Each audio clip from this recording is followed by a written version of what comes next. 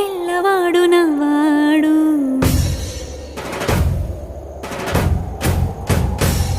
విడుముండోడు అని ఊరువాడ అనుకున్న గాని మహారాజు నాకు నవ్వాడు.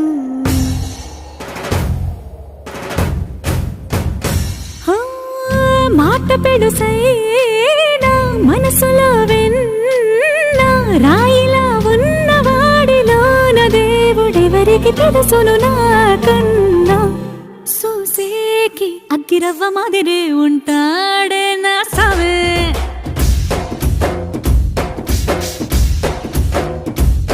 మెత్తాని పత్తి పువ్వుల మరేసంటాడే